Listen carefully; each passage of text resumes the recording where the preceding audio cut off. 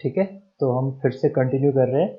हमने चेनिंग में जो प्रॉब्लम थी उसको डिस्कस किया। फर्स्ट प्रॉब्लम हमारी ये थी कि हम चेनिंग कर पा रहे हैं लेकिन हमारी जो साइट व्यू है वो अवेलेबल नहीं है। तो साइट व्यू अवेलेबल ना होने की वजह से हमने एक एग्जांपल लिया फॉरेस्ट का, और उसके में हमने देखा कि उसमें हम चेनिंग कर पा रहे थे फॉरेस्ट के अंदर, लेकिन हम पॉइंट बी को लोकेट नहीं कर पा रहे थे। इस वजह से हमने ये कुछ इस तरीके से एक रैंडम लाइन ड्रॉ करी। ठीक है, A D line random draw करी, ए सी लाइन रैंडम ड्रॉ करी, ये ए सी है। ठीक है, एक रे के फॉर्म में रैंडम लाइन ड्रॉ करी और डी पॉइंट से हमने एक परपेंडिकुलर डाला। इस परपेंडिकुलर को हमने उस लाइन पे ड्रॉ किया जो उस फॉरेस्ट तक आ रही थी फ्रॉम बी पॉइंट। हमने ये डिस्टेंस मेजर करी, साथ में हमने ए डी की डिस्टेंस मेजर करी। उसके बाद हमने एक परपेंडिकुलर एफ पॉइंट से जी पॉइंट तक डाला। ये जी और ई पॉइंट आपके इंटरमीडिएट पॉइंट है between the line A B. ये डिस्टेंस भी हमने मेजर करी। फिर हमने सिमिलर ट्रायंगल की प्रॉपर्टी लगा के ये सारी चीज़ें फाइंड आउट करी, जैसे कि L1 से कैपिटल L की वैल्यू जो कि between the A point and D point है। ठीक है, अब हमारे पास next problem, problem number 2। Problem number 2 में ये है कि chaining is not possible but ranging is possible. ठीक है, रेंजिंग इज पॉसिबल और you can say that sight view is possible. ठीक है, तो आप कैसे करेंगे इस चीज को, जहां पे आपकी रेंजिंग पॉसिबल है लेकिन चेनिंग पॉसिबल नहीं है। तो सबसे पहले क्या लेंगे, हम इसका एग्जांपल लेते हैं। तो हम एक एग्जांपल ले रहे हैं, किसका एग्जांपल ले रहे हैं, हम पॉन्ड का एग्जांपल ले रहे हैं। तो ये हमारे पास एक पॉन्ड है जिसमें वाटर है। ठीक है, अब यहाँ पे मैं पॉइंट ए को लोकेट कर दिया with the help of ranging rod. Similarly point B को भी मैं लोकेट कर सकता हूँ with the help of ranging rod. अब ये जो रेंजिंग रॉड मैंने यहाँ पे दिखाया है, इससे मैं बी पॉइंट को लोकेट कर सकता हूँ, मुझे इजीली दिखाई दे सकती है। लेकिन मैं पॉन्ड में जाके, मैं इस पॉन्ड में जाके चेनिंग नहीं कर सकता। मैं यहाँ पे जाके इस तरीके से चेनिंग प्रोसेस को नहीं कंडक्ट कर सकता। तो अब हम इसको कैसे सॉल्व करेंगे, किसी के पास कोई आइडिया इसको सॉल्व करने का?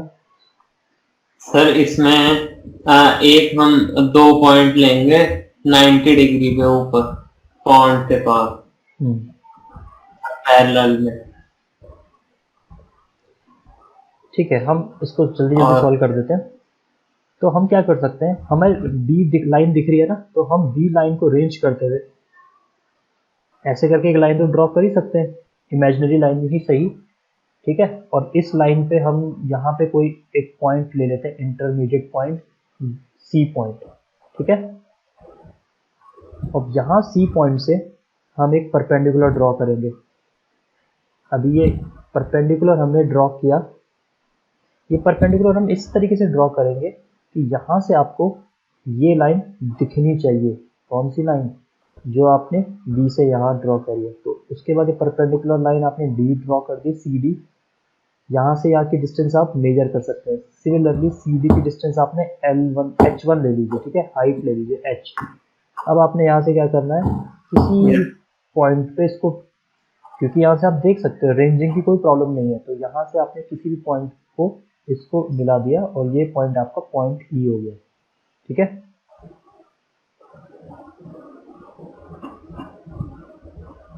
तो आपके पास सी से डी के बीच की डिस्टेंस h है, डी से ई की डिस्टेंस आप ले लीजिए। ठीक है, कैपिटल H ले लीजिए। अब आपको फाइंड क्या करना है, आपको फाइंड करना है C से E की डिस्टेंस को फाइंड आउट करना है। इसको आप D ले सकते हैं। तो आप देखेंगे कि इस केस में जो ट्रायंगल DCE है वो एक क्या है, राइट एंगल ट्रायंगल है। Yes sir. ठीक है, जिसका 90 डिग्री कहाँ पे है, यहाँ पे शो हो रहा है। तो जब ये राइट एंगल ट्रायंगल है तो इसमें आपका पाइथागोरस थ्योरम लग सकती है। पाइथागोरस थ्योरम के according hypotenuse square will be equal to summation of BC square plus base का स्क्वायर। बेस आपका है CE स्क्वायर। अब हाइपोटेन्यूज आपको गिवन है यहाँ पे, वो है h स्क्वायर। BC भी आपने मेजर करी हुई है, वो भी आपके पास है स्मॉल h। अब आपके पास ये वैल्यू नहीं थी B वैल्यू, ठीक है, तो V वैल्यू आप इस तरीके से निकाल सकते हो। So V value is equal to capital H square minus small h square तो स्क्वायर रूट। ठीक है, कोई डाउट? किसी को इसमें कोई डाउट है? No sir. नहीं है ना। इसमें एक और तरीका हो सकता है इसको सॉल्व करने का। हमारे पास ये पॉइंट था, ठीक है, हमने यहाँ पे पॉइंट A को लोकेट करा, सिमिलरली पॉइंट B को लोकेट करा। इसके अंदर हम डिस्टेंस वैसे दिया होगा नहीं, चेंजेस से मेजर करेंगे ना आप। देखो यहाँ आप देख सकते हो, बस इस पॉइंट में नहीं जा सकते हो, ये आपका जो पॉइंट है यहाँ नहीं जा सकते, तो आप यहाँ इस तक के पॉइंट, यहाँ तक के पॉइंट तो इंटरमीडिएट पॉइंट तो मेजर कर ही सकते हो ना। इनको तो आप यहाँ पे कहीं पे भी लगा सकते हो। तो आपने क्या करना है, ए बी को इस तरीके से इमेजिनरी लाइन ड्रॉ कर दी, तो जहाँ तक आपने यहाँ पे C पॉइंट तक ये इंटरमीडिएट पॉइंट है, तो AC आपने मेजर कर लिया। यहाँ से आपने एक परपेंडिकुलर ड्रॉ करा, ठीक है, ये पॉइंट आपने D कर दिया, तो CD का जो लेंथ है वो आपने मेजर कर दिया, that is your H। Similarly आपने यहाँ पे भी एक इंटरमीडिएट पॉइंट ले लिया E पॉइंट, ठीक है। अब E पॉइंट से भी आपने उतनी ही डिस्टेंस का परपेंडिकुलर ड्रॉ किया जितनी डिस्टेंस का आपका ये था। In simple word, you have to make this line parallel to this line also equal in length, ठीक है। तो इक्वल इन लेंथ में आपने ये करा, तो इसको हमने दे दिया F point. Now you have to measure the distance between DF। तो अब आपकी जो यहाँ पे डिस्टेंस होगी AB की, वो डिस्टेंस क्या होगी, A to C plus B to F plus A to B।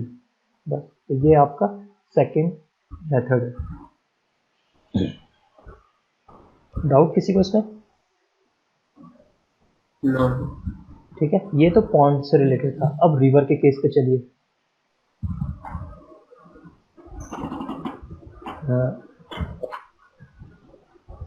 ठीक है, ये सारे एग्जांपल हम बताए जा रहे हैं, कहीं कहीं भी पूछ सकते हैं। ये आपका रिवर है, आपके पॉइंट A पॉइंट यहाँ पे है और B पॉइंट यहाँ पे है। अब आप क्या कर सकते हो, इनको रेंज कर सकते हो, ठीक है, A B पॉइंट को रेंज कर सकते हो, लेकिन आप यहाँ पे जा नहीं सकते रिवर में डिस्टेंस मेजर करने के लिए।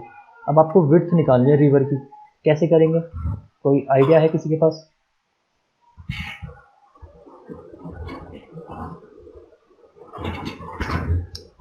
इस वाले केस में क्या करेंगे? अब इस वाले केस में हम ये मेथड कर सकते हैं, ये वाला? Yes sir. नहीं कर सकते हैं। अरे भाई, रिवर तो पूरी अलोंग द लाइन जा रही है ना, तो ये H तो आपको कैपिटल H तो बन ही नहीं पाएगा, ठीक है। ये वाला कर सकते हैं, ये भी नहीं कर सकते, क्योंकि यहाँ से तो पूरी रिवर आपकी फ्लो कर रही है ना। तो इनमें से कोई भी मेथड नहीं कर सकते। तो आप क्या करेंगे इसमें अगेन आप क्या करेंगे, एक लाइन को ड्रॉ करेंगे जो कि A के केस तक होगी। अब इसमें आपने लेना एक इंटरमीडिएट पॉइंट C, यहां से आपने एक D पॉइंट ड्रॉ करना है, ठीक है, परपेंडिकुलर, ठीक है। अब उसके बाद आपने यहाँ पे CD, क्योंकि इस साइड है तो आप इसे मेजर कर सकते हो, तो आप CD को मेजर कर सकते हो। सिमिलरली AC को भी मेजर कर सकते हो। यहाँ से आपने एक और परपेंडिकुलर ड्रॉ करना है, ठीक है। अब मैं इस परपेंडिकुलर को E पॉइंट देता हूँ, ठीक है। और उसके बाद आपने क्या करना है, कोई भी इंटरमीडिएट पॉइंट ले लीजिए इस वाले लाइन पे, F पॉइंट, ठीक है। अब E से F को क्या करिए, रेंज करिए, क्योंकि you in this case you are free to ranging, तो रेंज तो आप कर सकते हो, ठीक है। तो यहाँ पे मैं एक और रेंजिंग रॉड लगा देता हूँ F पॉइंट पे, और E पे भी ये पॉइंट लगा देता हूँ। ठीक है, ध्यान दीजिए यहाँ पे आपके पास CD पता है, आपको DE भी पता है और आपको AC भी पता है। ठीक है, लेकिन यहाँ पे मैंने अभी तक ये नहीं बोला कि कोई भी लेंथ किसी के इक्वल है, बस ये है कि परपेंडिकुलर आपको पता होना चाहिए। और परपेंडिकुलर कैसे ड्रॉ करते हैं ये नाम पहले आपको बता चुके हैं। तो जब आपने यहाँ से E से F को रेंज किया, ठीक है, जब आपने इसको रेंज किया तो आपने देखा कि यहाँ पे एक पॉइंट हो रहा है जिस पॉइंट को हम कहेंगे G पॉइंट। ठीक है, तो ये G पॉइंट पे फिर आप क्या करेंगे, एक रेंजिंग रॉड पुट कर देंगे। नाउ अब क्या हुआ, आपको कौन सी डिस्टेंस चाहिए थी, आपको डिस्टेंस चाहिए थी, आपके पास अगर FC डिस्टेंस आ जाए, FC डिस्टेंस, कौन सी डिस्टेंस, F पॉइंट से C की डिस्टेंस, तो आपके पास A से लेकर B तक की डिस्टेंस आ जाएगी ना, क्योंकि आपका AB क्या है, AB is equal to your AC BF plus FC plus plus FD, ये है ना। अब यस आपके पास ये जो FC है इसको वैल्यू निकालनी है। अब आप इसको देखिए, ध्यान से देखिए, ट्रायंगल, कौन सा triangle, triangle FGC and triangle EGD, ये क्या है, सिमिलर ट्रायंगल है कि नहीं है। Yes sir. सिमिलर ट्रायंगल्स हैं, कैसे सिमिलर ट्रायंगल्स हैं, देखिए उनका ये 90 दो डिग्री, पॉइंट, ये 90 डिग्री है, ये भी 90 डिग्री है, ये opposite angle, equally opposite angle. ठीक है, अगर दो एंगल सेम होगा तो तीसरा एंगल बाय डिफॉल्ट क्या हो जाएगा, सेम हो जाएगा। तो इस वजह से ये यहाँ पे अब हम कौन से लगाएंगे, यहाँ पे हम जो फॉर्मूला लगाएंगे, हमें कौन सी डिस्टेंस पता है, हमको ये डिस्टेंस पता है और ये डिस्टेंस पता है, तो हम यही वाला लगा देंगे। तो GD अपॉन GC, ठीक है, G से D एंड G से C इज इक्वल टू, ठीक है, ये हमें पता है, is equal to ED upon FC, ED upon FC। अब FC मेरा यहाँ से निकल जाएगा इस रिलेशन से, क्योंकि मुझे ये डिस्टेंस भी पता है, कौन सी वाली, DE वाली। डी। ठीक है, तो यहाँ से बस हमने ये एक तरीका ढूंढा इसको करने के लिए। किसी तो हमें सबसे पहले एक रिवर ड्रॉ करनी है सेकंड मेथड के लिए।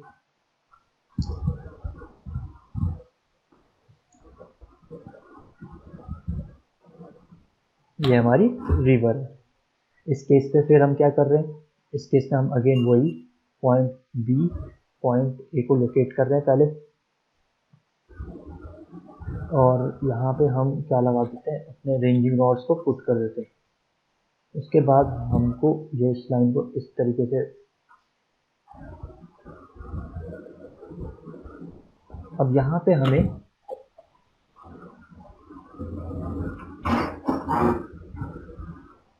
एक स्ट्रेट लाइन ले लेते हैं। ठीक है, यहाँ पे हम दो इंटरमीडिएट पॉइंट लेंगे, एक हम लेंगे C और एक हम लेंगे D। अब यहाँ से हम क्या करेंगे, हमने यहाँ से 90 डिग्री एक लाइन ड्रॉ करी और सिमिलरली एक और लाइन हमने यहाँ से ड्रॉ करी C से, और उसके बाद हमारे पास यहाँ पे हम कोई इंटरमीडिएट पॉइंट ले लेते हैं, ई। चलिए E पॉइंट ले लेते हैं। अब हमें इसको इस तरीके से देखना है, देखिए सबसे पहले हमने क्या किया, C लाइन को ड्रॉ किया, क्या किया, C से F को ड्रॉ किया। ठीक है, अब F को जब हमने ड्रॉ किया तब हमने देखा कि यहाँ से हमने क्या करा, इसको रेंज करा, इस तरीके से रेंज किया। ठीक है, इस तरीके से रेंज किया, और जितना हमने रेंज किया ना, तो हमें उतनी लाइन जो कि D पॉइंट से आ रही है उसको एक्सटेंड करना है। ठीक है, तो ये हमारा G पॉइंट हो जाएगा। क्लियर, देखिए यस सर। होगा क्या, हमने यहाँ एफ पे भी एक रेंजिंग रॉड लगा देंगे ऐसे करके, उसके बाद हम डी से एक परपेंडिकुलर ड्रॉ करेंगे, इस परपेंडिकुलर को हम एक्सटेंड करते रहेंगे अप टू जी पॉइंट। ये जी पॉइंट क्या होगा, जो ई है जहाँ पे हमने रेंजिंग रॉड लगाया, ई और एफ के बीच में आना चाहिए। तो इस तरीके से आपका ये जी पॉइंट को हमने लोकेट कर लिया। अब आपके पास यहाँ पे क्या क्या है, इस साइड का आपके पास कोई कैलकुलेशन नहीं है, सिर्फ कौन सी कैलकुलेशन है आपके पास, यहाँ से बी से ई तक की कैलकुलेशन है। ठीक है, आपको कौन सी डिस्टेंस चाहिए, ई से डी तक की डिस्टेंस चाहिए, अगर वो मिल जाएगी तो आपकी विड्थ निकल जाएगी। तो अब देखिए चलते हैं इधर पे, आपके पास ए से सी की वैल्यू पता है, चलिए पता है, सी से डी की वैल्यू भी पता है, डी से जी की वैल्यू भी आप मेजर कर सकते हैं, और साथ में सी से एफ की वैल्यू भी मेजर कर सकते हैं। अब क्या करेंगे, आप यहाँ से एक परपेंडिकुलर अगेन ड्रॉ करेंगे, और इस पॉइंट को हम कह देते हैं पॉइंट ओ। ठीक है, अब मुझे बताइए क्या क्या इसमें चीजें हो गई है। देखिए कौन कौन सी चीजें हो गई, एक तो ये ट्रायंगल और ये वाला ट्रायंगल क्या हो गया, सिमिलर हो गया। कौन कौन से ट्रायंगल हो गए, triangle E D G and triangle G O F. ठीक है, ये ट्रायंगल हमारे क्या हो गए, सिमिलर हो चुके हैं। तो बस अब सिमिलर की प्रॉपर्टी से हम क्या क्या कर सकते हैं बताइए। Sir G O is equal to E D हो जाएगा। G O upon E D हाँ, G O upon is E D. Equal to O F upon D G हो जाएगा। अब जी ओ, देखिए जी ओ क्या है, जी ओ वही है जो डिस्टेंस आपकी सी डी के बराबर है। आपको ये मेजर करने की जरूरत नहीं है, क्यों, क्योंकि सी डी की जो डिस्टेंस होगी, ये वाली डिस्टेंस होगी, वही आपकी क्या है, जी ओ की डिस्टेंस है। तो जी ओ आपका पता है यहाँ पे। ई डी आपका क्या है, ये आपको निकालना है, यही तो चीज आपको निकालनी है। ओ एफ, ये ओ एफ की डिस्टेंस देखिए, अगर आपके पास सी एफ की डिस्टेंस है, अगर आप सी एफ में से डी जी को माइनस कर देंगे तो आपकी कौन सी डिस्टेंस निकल जाएगी, ओ एफ डिस्टेंस निकल जाएगी। क्लियर, ठीक है। जो आपने परपेंडिकुलर लाइन ड्रॉ कर रहे हैं, अगर इन परपेंडिकुलर लाइन की जो डिस्टेंस है अगर आप उसको सब्ट्रैक्ट कर देंगे तो आपका ओ एफ निकल जाएगा।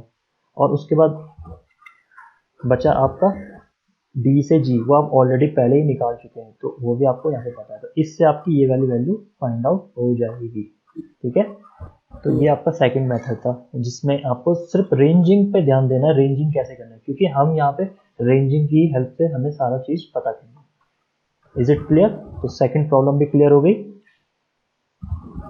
अब हम मूव करते हैं थर्ड प्रॉब्लम पे। थर्ड प्रॉब्लम हमारे पास क्या है बताइए, कि आप कौन चेनिंग, सर व्हेन चेनिंग एंड विजन, जब बहुत दोनों चीजें नहीं होगी हमारे पास। ठीक है, तो हम विजन को क्या कहेंगे, विजन को क्या करें, साइट व्यू। साइड व्यू भी नहीं दिख रहा। नहीं दिखेगा, एग्जाम्पल कौन सा होगा इसके लिए,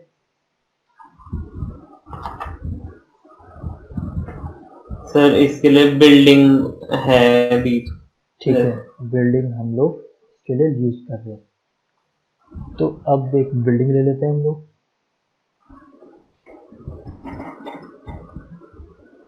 ये हमारे पास बिल्डिंग है।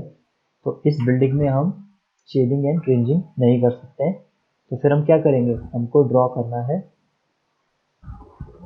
ए पॉइंट और बी पॉइंट हमें यहाँ पे दिया हुआ है, ए से बी की डिस्टेंस हमें निकालनी है। ठीक है, तो ये तो पॉसिबल नहीं है कि इस रेंजिंग रॉड से इस रेंजिंग रॉड को मैं देख सकूं, तो हम कैसे करेंगे इसको सॉल्व, बताइए, कोई आइडिया है आपके पास इसका,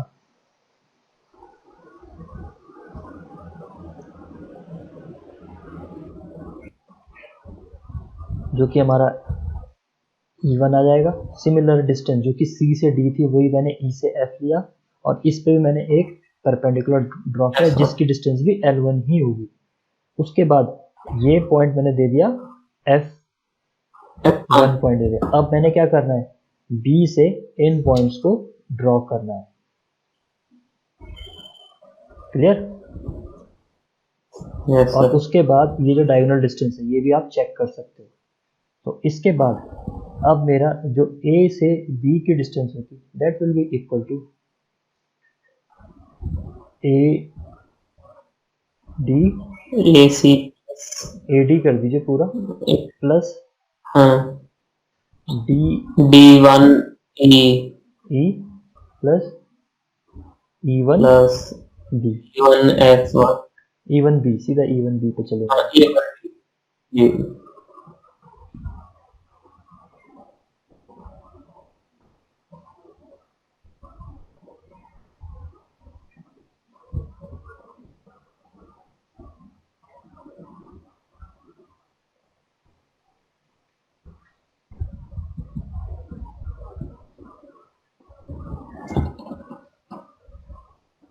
ठीक है, ये हमारा ये आंसर आ गया।